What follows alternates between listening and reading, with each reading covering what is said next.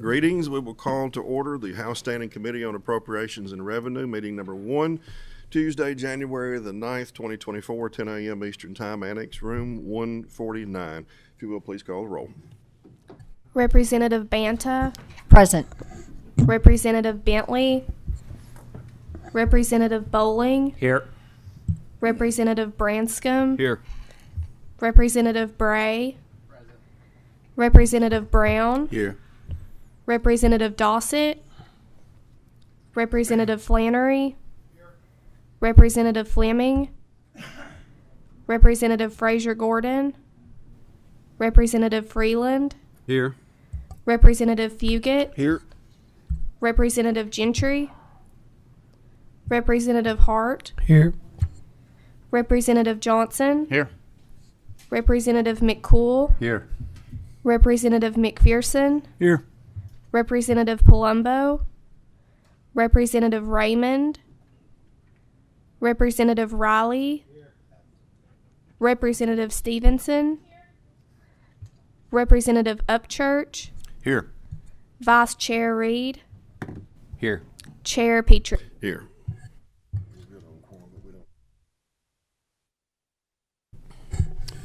Again, greetings, and does any member have anything that they wish to, anybody that they need a special guest to recognize or anything to report?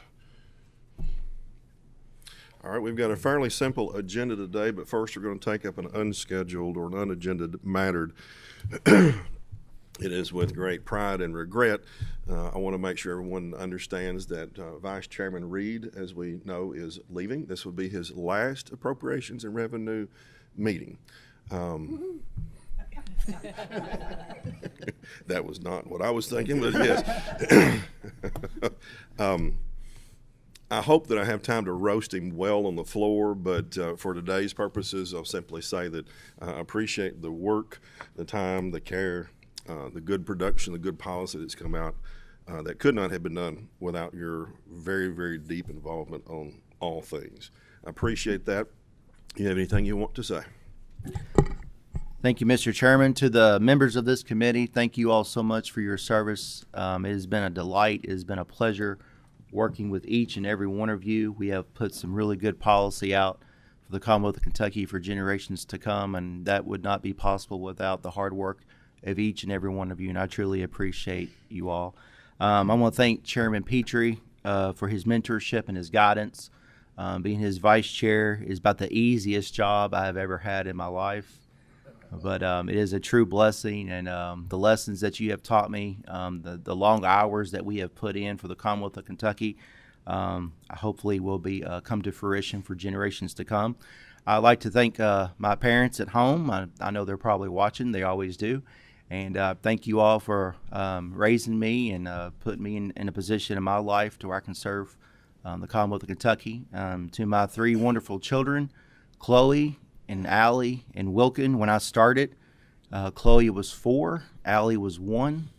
Chloe is now 12, Allie is 8, and Wilkin is 4 years old. Thank you all for letting the Commonwealth of Kentucky borrow Daddy for a while to do this budget work. To my lovely wife and bride, Olivia, thank you so much for the sacrifice that you have made, making sure that we have everything we need and everything I need to keep going. I appreciate you and the love and the sacrifice that you have given. I started as vice chair in 2019 under Chairman Rudy at the time. I remember going down the road, and then leader Bam Carney called me on December 22nd. It was a Friday, and he said, "Brandon, I hope you're ready, but you're going to be the new vice chair of Appropriations and Revenue." And I said, "I'm ready, and I cannot wait. Rudy needs all the help he can get." And then 3 short days later, he was in the hospital, and you all know the rest. So, Bam, thank you for the opportunity. Thank you to the leadership of the House, Speaker Osborne. Thank you so much for the opportunity to serve in this situation in this committee. And it's a hard job, but it's a job it's worth it. And to all the A&R staff, thank you all so much for all you all do. We would not be able to do what we do for the Commonwealth of Kentucky without your all's expertise and help. So thank you. So, Mr. Chairman, I am done, and thank you so much. I appreciate it. Thank you very much. I would give the opportunity to anybody on the committee that wants to make a comment, good, bad, or indifferent, you're welcome to. Just good. Well, roast good, it doesn't matter. And you don't need to, that's fine. I'm just giving the opportunity. All is well, but I would like to take this moment. I'm going to, yes, Representative Johnson. Thank you, Mr. Chairman. Vice Chair Reed, I was just curious, who is going to be filing resolutions now? Since you will not be here, have you designated anyone to take your spot? I don't know. So I had a lot of freshmen over the years come to me, and then somewhere they got the concept that they had to come to me to get permission to file resolutions. So I don't know where they got that information. I don't know if it'd be Leader Rudy or not, but anyway. But you're more than welcome to file any resolution you want. I did say last year that I did take all my resolutions, put into an omnibus bill, and got that over with. So we're good to go. But I just want to say that we came in together, and I thank you for I appreciate the friendship and the service, sir. Oh, good. All right, on to business. Thank y'all for indulging. Wanted to do that, needed to do that. Budget issues I have up front. Up first, Russell Coleman, new Attorney General, Commonwealth of Kentucky. Please approach, bring with you anybody you feel the need to, and if each of you will introduce yourselves on the record, make sure that the microphone is sufficiently close to you, the green light is sufficiently green, and do the introductions, and I'll swear you in under oath.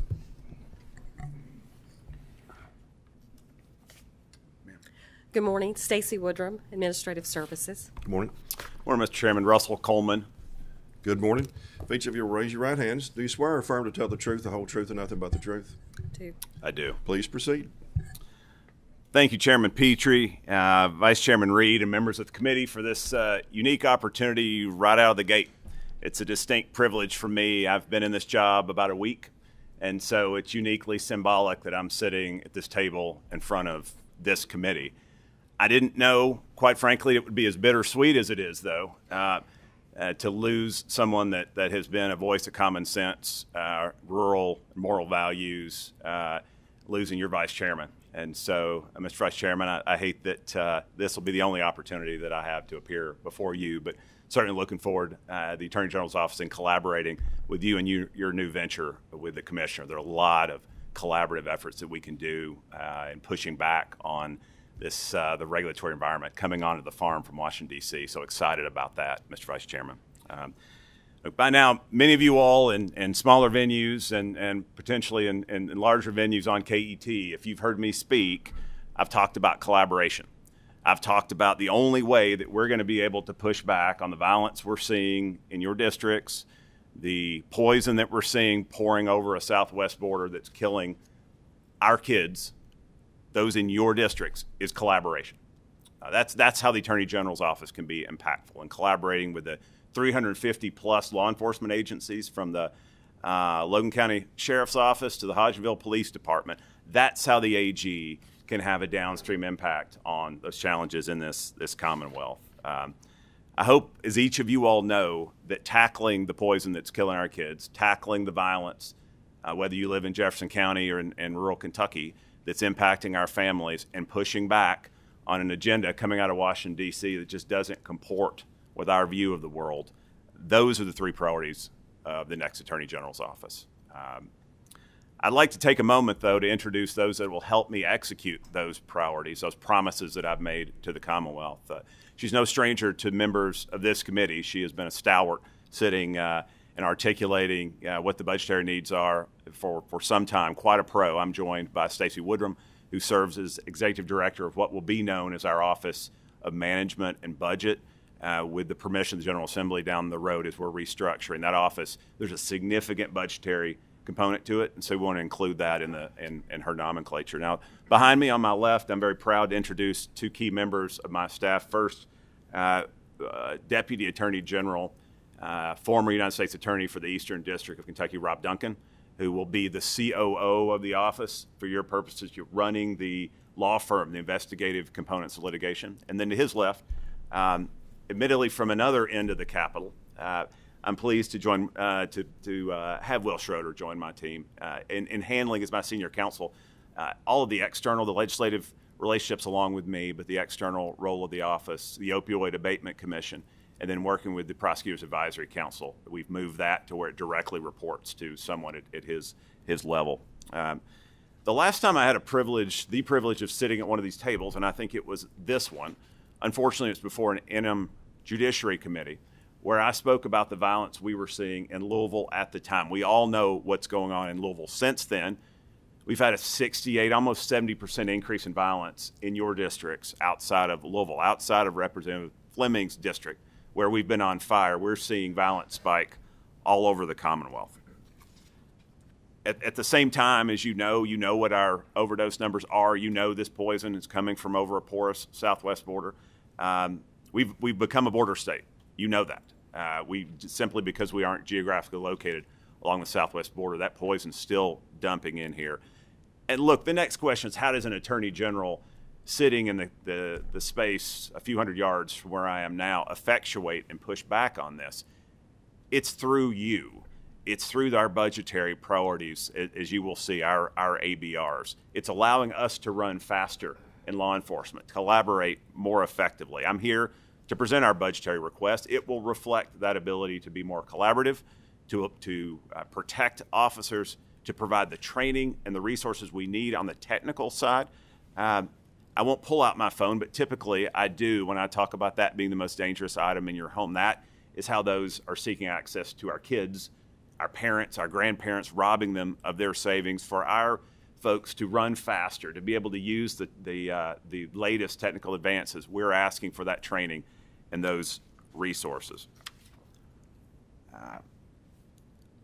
Additionally, along with those priorities, of course, this body has laid additional responsibilities at the feet of me and our office moving forward. Our ask of you reflect those need to effectuate the child support services transition from the Cabinet for Health and Family Services. We know there's a 2025 phase-in period, but we can't wait until this is a significant effort, of course. And so our request will reflect folks that will help us transition that in a way that's compliant and allows us to not drop the ball. We recognize this is a no-fail mission that you have given to us on behalf of the kids of this Commonwealth. And so we're asking for some resources to start that process, get that process very much kicked off. And additionally, you've asked for the Attorney General to stand up an Office of Regulatory Relief. Our request from you requests resources and personnel to effectuate what you have given us to execute on your behalf. Mr. Chairman, you're an old trial lawyer, and you know the primacy and recency trick when you're talking to a jury or a group. You want folks to remember the first thing you say and the last thing you say. That's your emphasis. First thing out of the gate, of course, for me was collaboration and gratitude for being in this chair. But closing, you'll see in our budgetary requests the opportunity to take our Department of Criminal Investigations, our detectives, our law enforcement arm, and provide them with the equipment and the resources they need, first and foremost, to protect our detectives. You'll see that reflected, to provide them just the basic equipment that will allow them to execute the mission that we're asking. So you'll see that I'm particularly excited about the ability for us to come before you going forward and show progress and how we're leveraging those detectives, leveraging those resources in the districts that you serve. I didn't run to be the Attorney General of Frankfurt or the Golden Triangle, with all due respect for those that live in the Golden Triangle. I ran to be Attorney General for this Commonwealth. And so our office will reflect that. Our engagement will reflect that. That's the promise I'm leaving you with. It's not simply for us to be present at tables like this. It's for us to be present at inconvenient times in the middle of the night and far from paved roads. And so that's what I'm offering. That's the promise. And I want to close by offering any time I can afford for questions you or your colleagues may have, Mr. Chairman. Very good. I thank you for coming here today, but also for bringing team in and speaking with us, giving us a heads up of what you knew so far and had assessed walking into the position.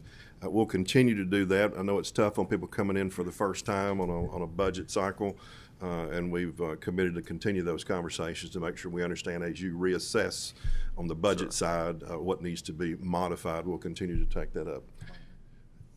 Where are we at? Representative Flannery, question, comment? Question, please. General, you in your comments discussed the regulatory scheme coming out of Washington and your concerns. I've heard it described by some as a regulatory avalanche concerning the kind of a green agenda.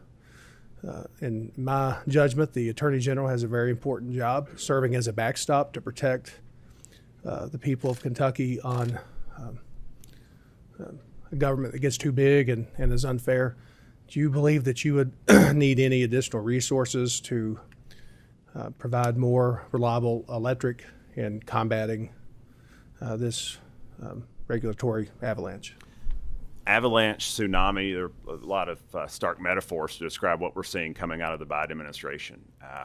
A shotgun of regulation targeting the coal industry, targeting coal-fired power plants is coming our way in the near or medium term from this administration. And I have the benefit of standing in the shoes of an Attorney General that has done a phenomenal job, Attorney General Cameron, in building a team to push back and collaborating with other Attorneys General. Those of you who farm, you know that the obscure Supreme Court case, Waters of the United States, this is a collaboration between Attorneys General to beat the EPA to keep the off your farm if you have any degree of water on your. That's a great exemplar of where I would like to continue taking the Attorney General's office. We certainly welcome. We're going to be pushing back and fighting the EPA, particularly in a way that is unprecedented. And we've heard that term so much in the last few years, unprecedented, that almost has lost value. We'll remember, unprecedented is a legal term that said we don't have any example of this in our history. And that's what we're seeing with the EPA in the near medium term. So there's some discussions out there of providing resources to allow us to have the legal heft to collaborate not only with other AGs, but to do it ourselves and taking the EPA or the Biden administration to court to push. I keep using the term push back, but I think it's most apt. So certainly we welcome those resources. Seeing no other member seeking recognition for questions or comments, thank you both very much. Look forward to the continued conversations. Mr. Chairman, Mr. Vice Chairman, for the last time, thank you. Thanks. Next up, we have Secretary of State Michael Adams. If you'll please come to the table. Bring with you anyone that you need to or want to.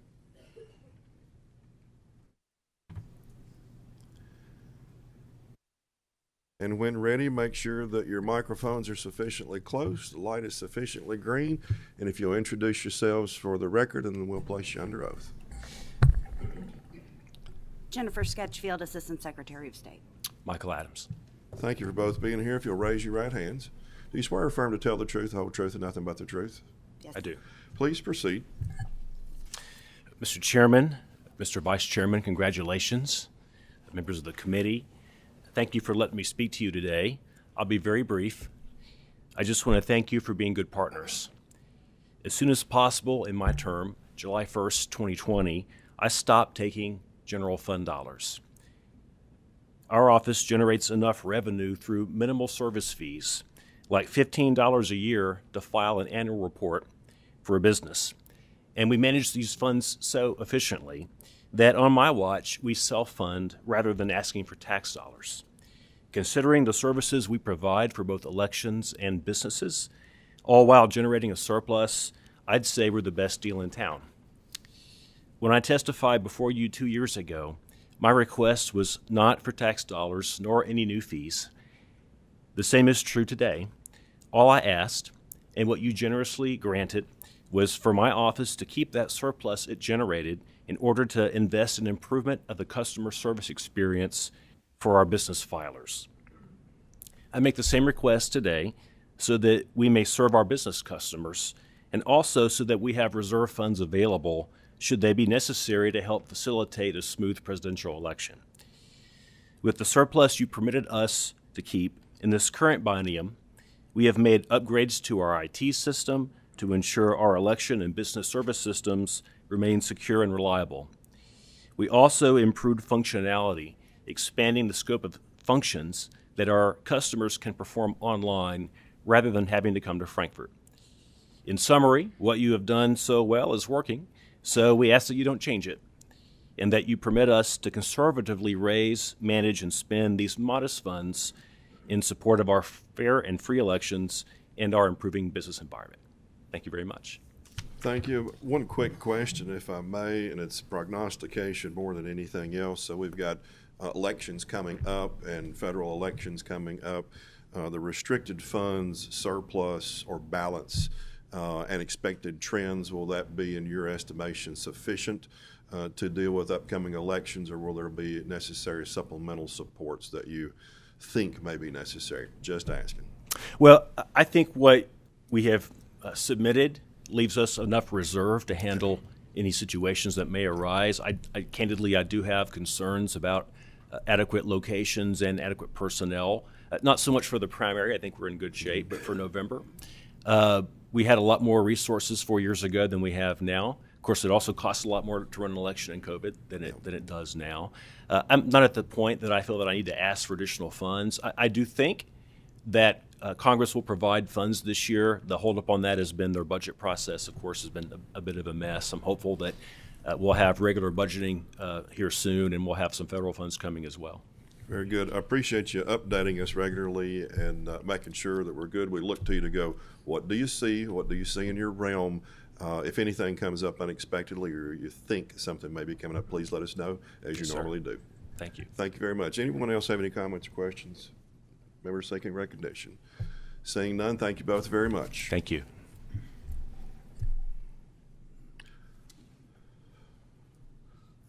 Up next on the agenda, we have Allison Ball in a new role as State Auditor, Commonwealth of Kentucky.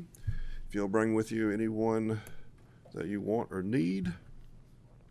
And if everyone will make sure the microphone is sufficiently close, the green light is sufficiently green, and then if each of you will in turn introduce yourselves for the record, and then we will place you under oath. Thank you, Mr. Chairman. As you just introduced me, I am Allison Ball. I am the new state auditor. I have with me two key members of my staff. Some of you actually know the person on my right. This is my Chief of Staff, Lauren Ferguson, and she was my Chief of Staff and Deputy Treasurer in the Treasurer's Office. So she's familiar to most, probably all of you at this point. And then on my left, I have somebody who is not known to you, so I'm proud to introduce her today. This is her second day on the job, so we have thrown her in right out of the gate. This is Shauna Krause, and she is my assistant state auditor. We have to have somebody with a CPA license who has certain qualifications ready to do the deep work that we want to do in the auditor's office, and I'm very excited. She comes to us with a great background and highly recommended, and she's a go-getter, so I'm excited to introduce her to you as well today. It is an honor to be with you. This is my first time. Welcome to each of the three of you. If you'll raise your right hands, do you swear or affirm to tell the truth, the whole truth, and nothing but the truth? I do. Please proceed. Thank you very much. Like I said, it's an honor to be with you today. This is not my first rodeo. As you know, I was treasurer for 8 years. In that role, I was a watchdog of taxpayer dollars on the front end, and I am very excited and eager to do a good job in this new role as auditor. It is also a watchdog role, but this time it's at the back end, and it's my job to protect against waste, fraud, and abuse, making sure that we are efficient as a government. It is right in my wheelhouse because I deeply care about fiscal matters and being good stewards. So I'm eager to get to work. With that, just like the two people that you heard, actually really like Attorney General Coleman that you heard, I've been in this post for 1 week now, and so we're old hands, ready to go. So some of this information, of course, was prepared by the previous administration, but we have we've gone through it and feel confident with the information that we have to present to you today. And there are a few items that I really do want to address to make sure that we are ready to do the work of the Commonwealth to make sure we're protecting against waste, fraud, and abuse. So if you will indulge me, I'm going to go through three major issues we feel like are important to address today. The first one is something that's about to happen to our office in July. As you will remember, the General Assembly moved the Office of the Ombudsman for the Cabinet Health and Family Services over to the Auditor's Office. That's legislation that's been passed, it's completed, it's done, and we are preparing for that to be moved over to the office. It hasn't happened yet. Obviously, it happens this summer. So we are trying to make sure that the office is ready to go once that happens, and that we do the job that you have asked us to do in that role, the way that you want it to be done. So with that, we are asking for some transition dollars to make sure that we have people in place once July 1st hits. I understand that after July 1st, there's going to be the budget that was going to be with the ombudsman will transfer over, and that will make sure the job can be done after July 1st. But before July 1st, we're asking for some funds to make sure we're in good place. Because it's going to double the size of our office, we do need some more staffing in the office, and Auditor Harmon reviewed what the capabilities were and then what was lacking to provide what's needed for the new office. So it was his numbers to add 10 new employees, and those are all calculated and spelled out to you, but it's anticipated that there's needed to be some more IT people, some more HR people, and some more legal services. This is some of the most important work that happens in the Commonwealth of Kentucky. I was a prosecutor for several years. I dealt with the dependency, neglect, and abuse cases. I'm fully aware of the importance of the foster care issues, the Medicaid issues, and that's going to be the guard to make sure this is operating the way that it should be. So I do agree that there needs to be appropriate staffing to make sure that job is done well and done right, and these numbers seem to be consistent with what's needed for that. So 1.8 million for those 10 people and some additional things to assist with IT, et cetera. So that's all spelled out just to make sure that we are ready to go on July 1st to do the job as it should be done. The next item on the agenda is something that we're not going to be asking for long term. This is for this budget cycle. This is a situation that is ongoing with the county officials, and I've addressed this with some of you already, that fiscal courts right now by statute pay 50% of the audits, and clerks and sheriffs and county attorneys right now don't have any statutory direction about how much they should pay. Like, they have some statutory direction, but not consistent with fiscal courts. So just to get started, until we can brainstorm and come up with a better solution, because there are reasons why sometimes it is appropriate to have a higher cost, because it almost works as a corrective measure to make sure that people are doing things the way they should be done at the front end, so it's not more money. But just for right now, we're going to ask that it maintain that 50%. They pay 50, and then the state pays 50, just so we don't have a greater burden right now while we're figuring out the structure that leads to the best result. So that's something that we are actively working on. I haven't had enough time to be able to meet with all the parties and be able to figure out what's a good solution going forward. So I'm asking if we could just keep the status quo that was in the budget from last cycle. If we could, that would be a great help to me and my office as we're getting started, and then just figuring out what to do to brainstorm and meeting with all of you too to figure out what is the most appropriate way to handle this going forward. The third item is something that is an ongoing issue from my predecessor. The members of the General Assembly came to Auditor Harmon and asked for a full audit of JCPS shortly before he finished up his term. It's something that I was talking about on the campaign trail myself, so it's something that I fully agreed with. I do think it's appropriate to do a full audit on JCPS. It's been about 10 years. Auditor Edlin was the last one to do it. There were some findings. There were some significant findings in that audit.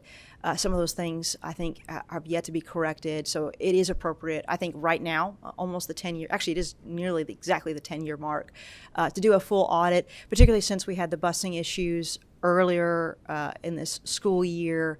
So I think there are some very clear things that have been identified that need to be addressed, some school violence issues I think that we need to review. So I think this should be a very thorough, very full audit. And I'm coming to you because it would be, I think, my preference if we could shoulder some of that cost and we don't put it all on JCPS, because I want to do this right and well. So that means it's going to be an expensive audit. I anticipate having to contract some of this out because I want to get expertise to make sure this is probably going to be our only bite at the apple for 10 years. And I want this to be done correctly, well, thoroughly. It identifies whatever needs to be identified so you can make the decisions that you need to make moving forward to make sure our schools are as good as they can be, particularly in the largest district, because I do think that's sort of a model. If you do it well and right at your largest district, then that informs the other districts about how they should do things. So, so we have calculated a number, and it's based upon the last audit that was done, inflation numbers, what it would cost now, and also it is taking into account that we're going to be doing more than what the last audit did. So this is going to be reviewing things that you have identified to us and some additional things as well. My two questions I want to get answered is, are we wasting money at JCPS in the school district? is money being used well and efficiently? Is it going to the classrooms the way that it should? And the second question that I want to have asked is it safe to go to school there and to work there? And I think that encompasses also the busing issue. So those are my two questions. They're broad questions, and we're going to delve down into what that actually is going to mean. But we're asking for $1.5 million. It is a big number, but I think that it's going to be well spent to make sure we're doing this right and we're doing it well. So those are the three items that I wanted to make sure that I address with you as a committee, and those are the things that I think will kick us off to do the work that you've tasked me to do. Very good. Thank you very much. And again, I appreciate the ongoing conversation. As you get further in and make assessments, please just give us feedback so we can put it into the calculations. Thank you, Mr. Chairman. Representative Dawson, do you have a comment or question? Yes, thank you, Mr. Chairman, and a question. And Secretary, I know you're going to do a fantastic job, just as you've done there at the Treasury. Something I did want to bring to your attention. I have been reached out to by my local governments or smaller cities that are having issues locating auditors to come in and handle theirs. Wanted to make sure that shared that with you, and is there anything that possibly we might do here as the General Assembly to be able to help those local governments? Thank you, Representative. That is a great question. It's something that's already been brought to my attention as well. I think it's an ongoing and very real problem, and we are brainstorming about some ways to address that to make it easier. There's a CPA shortage right now, and I think that's part of our problem. So thank you for bringing that up and confirming that it is something that needs to be addressed. There may be some legislative issues that could actually fix some of that, and we're brainstorming on that right now. So thank you for bringing that up. Thank you. Thank you, Mr. Chair. Thank you. Representative Fleming. Thank you, Mr. Chairman. Auditor Ball, thank you very much for continuing your service. You did a phenomenal job for 8 years, and we're looking for definitely for another 4 years, if not longer. But I do appreciate your due diligence. Could you give me just an idea of your milestones for the JCPS audit? Yes. So, like I said, there are two overarching questions. The first one is, are we wasting money? And I think the big ticket item that I want to see is what is going to the classroom and what is going to administrative costs.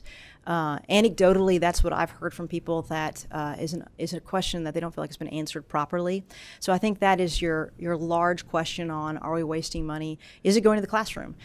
Tied to that is class performance, because that does show, is it being used effectively? So that is a sub-point under, is it going to the classroom, and then is it accomplishing what we want to accomplish? The other item is the safety issue, and that is also broad. It includes school buses, it includes violence in the classroom, it includes disciplinary action, some things that we're seeing across the country that are happening in school systems right now. So that's going to be the sub-point with several, or that's going to be the next point with several sub-points. Mr. Chairman, just one quick follow-up. Thank you. And I appreciate the milestones and a little more clarifications on terms of waste and effectiveness. That helps out and so forth. Can you put a timeline on this as well? So that is a great question. When I first got here last week, I was like, let's do this as fast as we possibly can. I would love to have this done this year. This would be a crowning, this would be a capstone of what I can work on if we do it this year. As I've been discussing this with the auditors, I've been getting feedback that if you want to do this as thoroughly as I'm saying I want to do, it's probably best to move into the next year. It's possible that as we're going into it, especially if we contract out, we may be able to do this very quickly.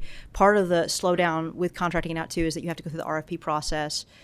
So we know that's going to add on a few months to what we want to do. So to be safe, I'm saying into next year. To be safe, I want to do it as quickly as possible, but I also want to do this well. And I want to make sure, like I said, I think this is probably going to be only bite at the apple for 10 years. It seems like 10 years is the running system for doing it this way. So I think just to be cautious about this, I probably should say into next year. Thank you. Seeing no one else seeking recognition for comment or question, thank you all very much. Thank you, Mr. Chairman. May I say something about your vice chairman too? Is it really good or really bad? It is really good. No, not really. Yes, you may. Representative Reed, I remember when you were running for office the first time, having a discussion with now Commissioner of Agriculture, and he said, I'm so excited about this young guy who's running in LaRue County. I'm like, LaRue County? Like, that's interesting because there aren't always Republicans in LaRue County. And he said, I'm so excited about this gentleman who's running. I've never been more excited about a candidate. He's as good as I've ever seen as a candidate, and you've certainly proven that to be true. So I just wanted to commend you for your service, and we will miss you in that role. But well done. Thank you very much. Thank you very much. Thank you all. Next up, we have Jonathan Shell, Agriculture Commissioner, Commonwealth of Kentucky. Bring with you anyone else needed or wanted at the table. Thank you, Mr. Chairman. If you'll make sure that you have your microphones sufficiently close to you, green light sufficiently green, and if each of you will in turn introduce yourselves for the records, then we'll place you under oath. Thank you, Mr. Chairman. I would ask for a point of clarification. Yes, please. That once I get sworn in, will I have to take the fifth if anybody asks me about Brandon Reed and how good a guy he is? I'm not going to give you any legal advice, but probably best. All right, Mr. Chairman, I'm Commissioner of Agriculture Jonathan Shell.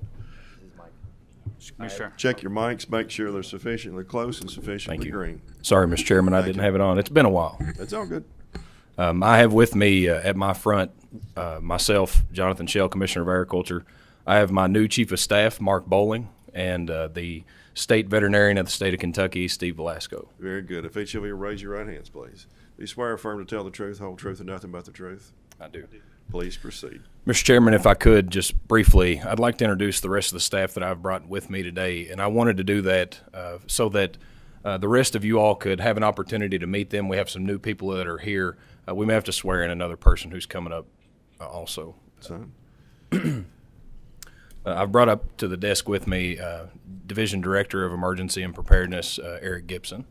Very good. Will you be speaking today? Yes, sir, I will. Well, greetings, number one. Number two, please raise your right hand. Yes, sir. Do you swear or affirm to tell the truth, whole truth, and nothing but the truth? Yes, sir, I do. Consider yourself under oath for the remainder. Thank you, Mr. Chairman. Thank you. And with me, I have, starting off over here is Harlan Hatter. He is the Executive Director of the Division of Office of Environmental and Consumer Protection. I have my Executive Director, Dana Feldman, who is over the Office of Consumer and Environmental Protection. I also have with me my new Executive Director of Administrative Services, Lee McIntosh. I have with me also the Deputy State Veterinarian, Dr. Rusin, who's in the back. There you go. And I have with me also my new General Counsel, Heather Becker. Very good. And also my Communications Director, Madison Pergram. Is there anyone at the office working right Yes, now? sir. My point of bringing my executive staff with me is that I just want to make sure that you know that you have access to my office as state representatives and representatives of the state of Kentucky. And the better that we can serve you as representatives, the better that we can serve your constituents back home. And so with that, Mr. Chairman, I would just like to bring greetings upon myself and the entire Department of Agriculture. And we look forward to serving you all. Being in the job in 9 days, I can tell you that I have the best job in the state of Kentucky. Being the Commissioner of Agriculture, every single morning whenever I wake up, I get up earlier and earlier to get to the office because of the people that I get to work with and the people that we get to serve with. And I can't tell you how excited I am to be back in the annex here with you all and being able to be in service with you all again in the Commonwealth of Kentucky, and look forward to serving each and every one of you all. I'd also like to say that please do not be mad at me for stealing one of your members and Representative Brandon Reed. I look forward to him starting service as the Executive Director of the Kentucky Office of Ag Policy as soon as we get to that. So, Mr. Chairman, I would just like to say that our budget request that we have, the additional budget request that we wanted to speak about today, is something that's somewhat of a specialty that we're doing here in the state of Kentucky in emergency preparedness, in making sure that if there is something that's an outbreak in the state in animal livestock, that we have a plan and that we have an apparatus around that to ensure that we can get people back to work as soon as possible and get farmers back to where that they're making money. I also look at it for myself when I think of the roles of the department in inspection and regulatory services, of keeping that going in the professional manner that we do, and doing the promotional items that we do through agriculture to ensure that we're promoting agriculture all across the state of Kentucky, and then emphasizing on economic development in rural areas connecting to the urban conduits that we need, and promoting agriculture as economic development. And in doing that, this is one of the tools that I think that I need in my toolbox, to be able to go to people to say that if you go to another state and an outbreak happens or something happens, you're going to be shut down for a very long time if they don't have a plan. But if we have a plan here in Kentucky with what we're talking about, putting this together, that we can get people back to work quicker, and it's going to be an economic development tool not only for myself but the rest of Kentucky. And so with that, Mr. Chairman, I would like to turn it over to Dr. Steve Velasco. Good morning, Mr. Chairman, Mr. Vice Chairman, and committee members. I appreciate the opportunity to address this committee this morning. Just a little bit about myself, since I'm relatively new to this arena. I've been with the KDA Office of State Veterinarian since July. Originally from Texas, I graduated from Texas A&M College of Veterinary Medicine in '95. I then practiced equine sports medicine at racetracks in Louisiana and Arkansas for 8 years. I moved back to Texas and pursued sports medicine practice at various South Texas training centers after that, particularly a well-known one out of Laredo, Texas. In 2020, I ultimately went to work for the Texas Animal Health Commission and kind of changed direction and pursued the regulatory medicine avenue. Luckily, when the state vet position in Kentucky opened up, I applied and was fortunate enough to be offered the position. Anyway, the OSV is located within the KDA and respectfully request additional funds to assist our agency with increased demand on our current staff due to the expansion of our state's agriculture industries and the success of our state fair and other national and regional livestock shows that are hosted annually. The request is to add staff in 2 distinct areas that work to increase our ability to work alongside our industry partners and provide the services as expected, particularly during high demand periods such as state fair, North American, regional exhibition requirements, as well as would arise during an emergency situation. Our request includes the addition of staff in 1, the Field Services Division, and 2, the Emergency Management Division. These are requests that follow up on the passage of SB 46 from the 2023 legislative session. These positions help fulfill the vision that was described last year with the passage of that bill. We are requesting the addition of 11 field staff over the period of the biennium, adding 6 in the first year and 5 in 2025 if funded. These positions would be allocated across the state in each of OSV's assigned geographic regions.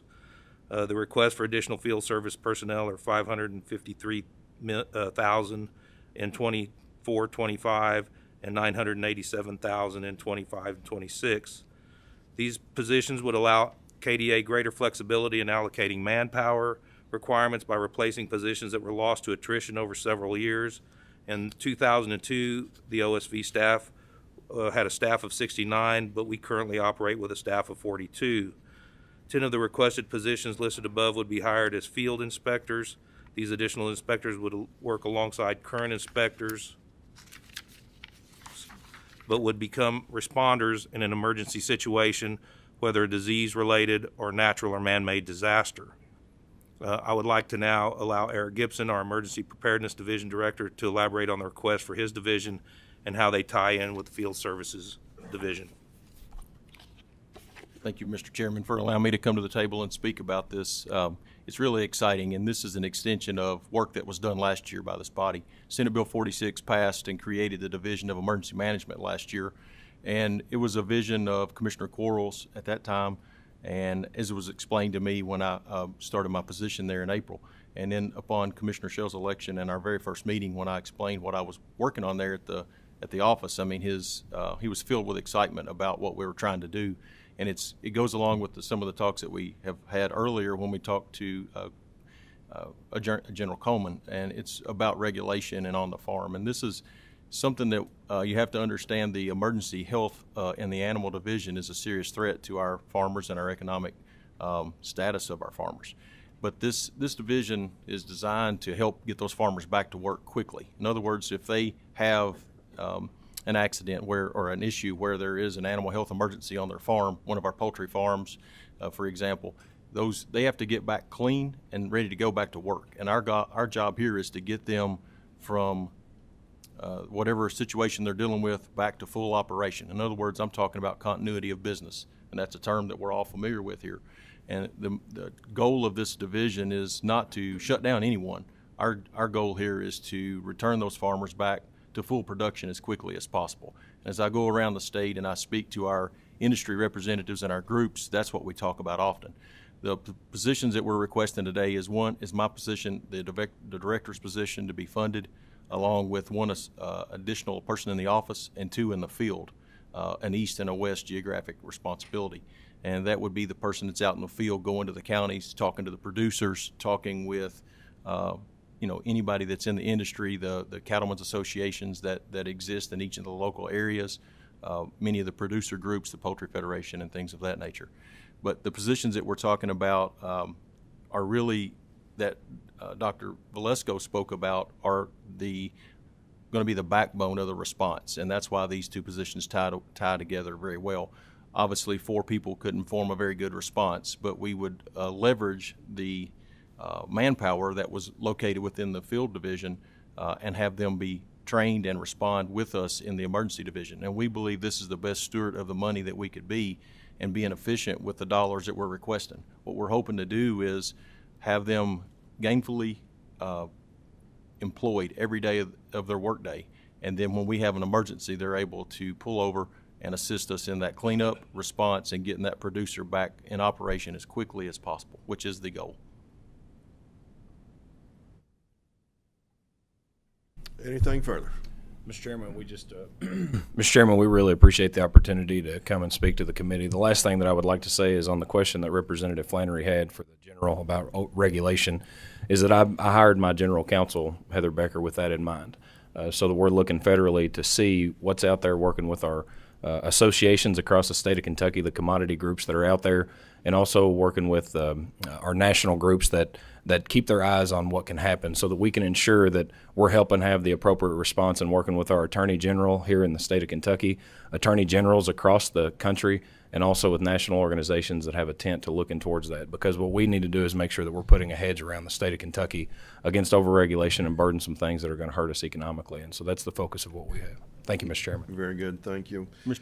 Chairman, Yes, I forgot please. to mention the dollar amount associated with the request, and It's I already apologize. gone too far at this point. You can't Yes, do sir. that. Go ahead. I'm sorry. But the request, I apologize for overlooking that. It's $153,900 for the current 23-24 cycle, $443,000 for the 24-25, and then $443,000 for the 25-26 cycle. And those are the 4 positions involved in the Division of Emergency Management. Got it.